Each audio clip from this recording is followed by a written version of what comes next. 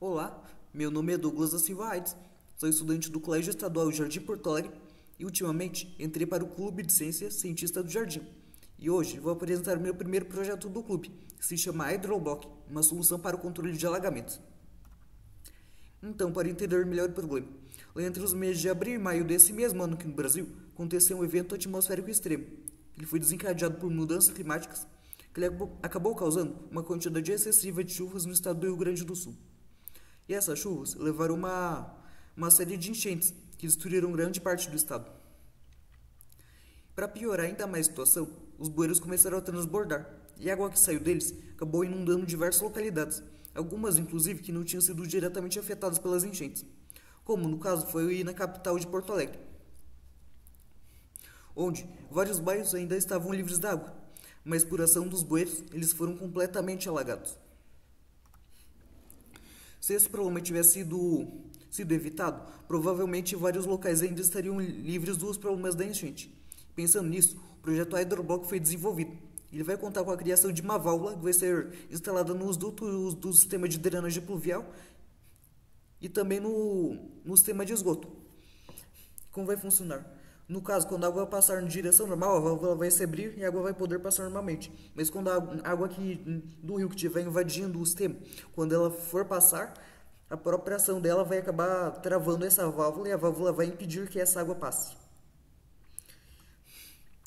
Então, para o meu projeto, construí um protótipo da válvula, usando basicamente como material principal 2 latas de leite em pó de 1 kg vazias, e também alguns outros equipamentos que estão listados abaixo. Então, eu já tive que usar, no caso, as latas já sem os rótulos para não dar problemas de publicidade. Também enumerei elas entre lata 1 e lata 2, para facilitar o processo de explicação. Daí, removi a tampa das duas. No caso, uma das tampas não vai ser utilizada, já a outra vai ser guardada para mais tarde. Depois, virei as 2 latas de cabeça para baixo e usei um abridor de latas para cortar o fundo delas. Depois, usei um alicate para terminar de tirar o fundo delas e os fundos foram descartados. Depois, peguei a tampa que tinha sido separada antes. Daí, com uma tesoura, eu cortei o anel externo dela. No caso, para explicar melhor, tem essas 2 imagens aqui. O antes e o depois que o anel já foi removido.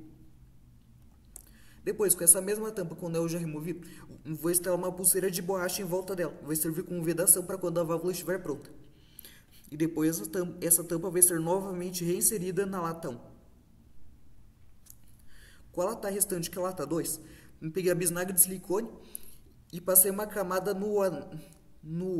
na borda interna da lata. Também vai ser a vedação e deixei secar por cerca de 24 horas. Depois do silicone seco, peguei as 2 latas e encaixei as duas. E usando fita adesiva, eu prendi as duas. E até aí a válvula já está finalizada, o protótipo dela. Então, daí os resultados. Ainda não temos resultados tão conclusivos assim, pois ainda não foram feitos testes mais amplos.